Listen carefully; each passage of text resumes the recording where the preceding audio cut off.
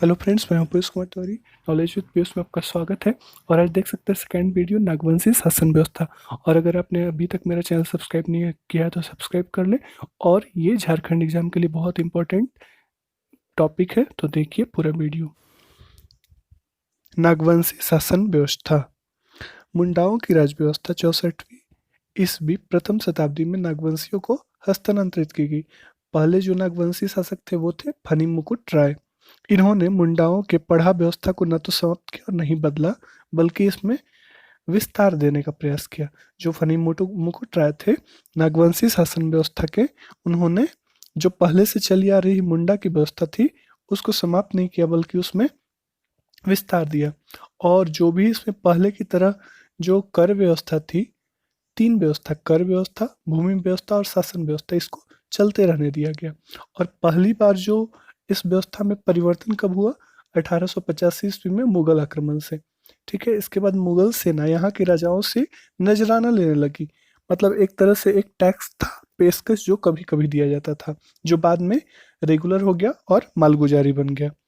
इस समय जो मालगुजारी था, इस समय मालगुजारी लेने की प्रथा आम रैयतों से नहीं थी। मतलब जो शुरू से चला आ रहा परंपरा था उसमें मालगुजारी लेने का सिस्टम नहीं था, आम जो रैयत थे उनसे नहीं लिया जाता था।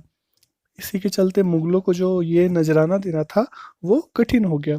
अब 1616 ईस्वी, इसमें कर न दे पाने के चलते छोटानागपुर खास के महाराज दुर्जन साल, किनको? दुर्जन साल को 12 साल तक के लिए जहांगीर द्वारा कैद रखा गया। उसके बाद अगला, नागवंशी राजाओं पर कर बढ़ता चला गया।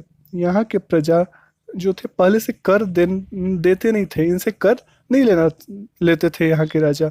तो लेकिन फिर भी अब क्या करना पड़ा, जब देना है ऊपर में टैक्स मुगलों को, तो कर लेने की व्यवस्था शुरू की गई। ठीक है, इसमें देखते हैं भूईहर। इसमें भूईहर क्या होते थे? इसमें जो है भूईहर, ये जो होते थे वो पढ़ा के मानकी के समान होते थे, जिनको राजाओं द्वारा मलगुजारी वसूल करने का आदेश दिया गया था। मतलब ये जो मुहैया है, ये पढ़ा के मानकी हैं जिनको राजाओं द्वारा मालगुजारी वसूल करने का आदेश दिया गया। बाद में राजाओं के द्वारा अलग जागीरदार रखे गए। मतलब ये जो भूमिहर थे इनसे टैक्स नहीं कलेक्ट कराया गया, अलग से जागीरदार रखे गए। और ये जो टैक्स था वो अनियमित कर था, जिसे नजराना या पेशकश, मतलब जब मुगल आके पैसा मांगते थे तो इस समय सिर्फ ये नजराना या पेशकश दिया जाता था।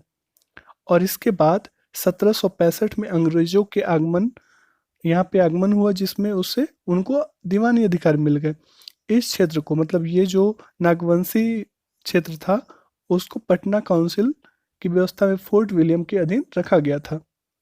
इसके बाद 1773 में छोटा नागपुर खास, ये जो छोटा नागपुर खास था उसका प्रथम कलेक्टर एस जी विटली को नियुक्त किया गया, परंतु कर संग्रहण ये नहीं कर सका। मतलब ये जो विटली थे वो कर संग्रहण में सफल नहीं हो पाए। उसके बाद 1793 में अस्थाई बंदोबस्ती के तहत राजाओं को जमींदार बना दिया गया। मतलब जो राजा थे वो जमींदार बना दिए गए, जिससे कर नियमित रूप से वसूला जा सके। अब पुरानी राज व्यवस्था के स्थान पर अंग्रेजी व्यवस्था लागू हो गई। पहले की जो व्यवस्था थी वो खत्म हो गई। अब जागीरदारी प्रथा जमींदारी प्रथा में बदल गई। ठीक है, ये था पूरा नागवंशी शासन व्यवस्था। अब इसमें सबसे इम्पोर्टेंट क्या है? छोटा नागपुर का नागवंश। तो इसको भी देख लेते हैं पूरा कंप्लीट, जितना भी नागवंश है हिस्ट्री में उसको पूरा देख लेते हैं। तो छोटा नागपुर का नागवंश है, इसके संस्थापक कौन थे? फनी मुकुट राय, जो पुंडरीक नाग और वाराणसी की ब्राह्मण कन्या पार्वती के संतान थे। और इनको पदस्थापित कौन किया? किसने किया? मदरा मुंडा ने। इनकी राजधानी सुत्याम्बे में थी। और फनी मुकुट राय ने यहाँ पे सूर्य मंदिर भी बनवाया था। और फनी मुकुट राय का के जो दीवान थे वो भवराय श्रीवास्तव थे।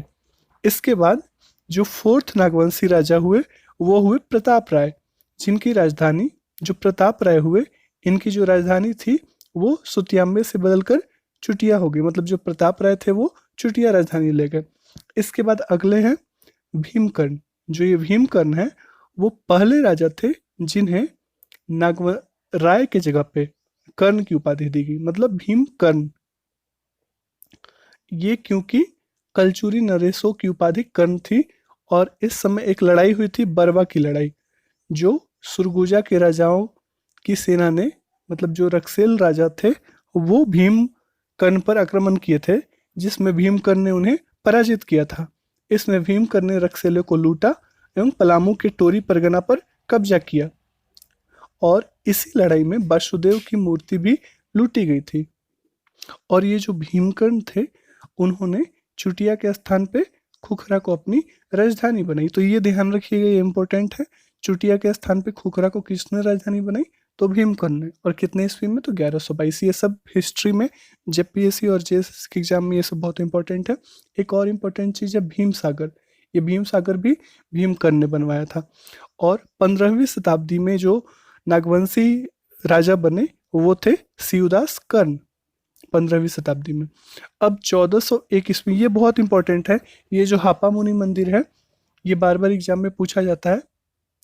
ये जो हापा मुनि मंदिर है, इसको किसने बनवाया था? तो ये शिवदास कर्ण ने 1401 ईस्वी में घाघरा में, जो कि गुमला जिला में है, यहाँ पे बनवाया था हापा मुनि मंदिर। हापा मुनि मंदिर घाघरा गुमला 1401 शिवदास कर्ण के द्वारा बनवाया गया था। इसके बाद इसमें विष्णु की मूर्ति है, जिसकी प्राण प्रतिष्ठा सियानाथ देव, जो कि मराठा ब्राह्मण थे, उनके द्वारा कराई गई थी। इसके बाद दिल्ली के लोधी वंश के समकालीन जो नागवंशी राजा थे वो कौन कौन थे? प्रतापकर्ण, छत्रकर्ण और विराटकर्ण। प्रतापकर्ण ने खैरागढ़ के खरवार राजा बागदेव की सहायता से तमाड़ के राजा से मुक्ति पाई। ठीक है। इसके बाद छत्रकर्ण के समय वासुदेव यानी विष्णु की मूर्ति कोराम्बे में प्रतिष्ठापित की गई। इस मूर्ति को देखने के लिए प्रसिद्ध वैष्णव संत चैतन्य महाप्रभु जो मथुरा जा रहे थे, उस समय झारखंड में आए, पंच परगना क्षेत्र में। और इसके बाद ये जो भी राजधानी है वो आप लोग देख सकते हैं। राजधानी जो भी इम्पोर्टेंट है, जैसे कि यहाँ पे आप फनी मुकुट राय, इनकी राजधानी थी सुत्याम्बे। प्रताप राय की चुटिया, भीमकर्ण का खुखरा, दुर्जन साल का दोयसा, यदुनाथ शाह पालकोट, मतलब जो यदुनाथ शाह है उनकी राजधानी थी पालकोट, ये एग्जाम में आ भी चुका है। और जगन्नाथ सहदेव जो है, जगन्नाथ सहदेव की जो राजधानी है वो पालकोट भैरव, और प्रताप उदयनाथ सहदेव की राजधानी रातूगढ़। ठीक है। इसके बाद ये जो था पूरा आपका नागवंशी शासन व्यवस्था हो गया, जो कि जेपीएससी के एग्जाम के लिए बहुत इंपॉर्टेंट है।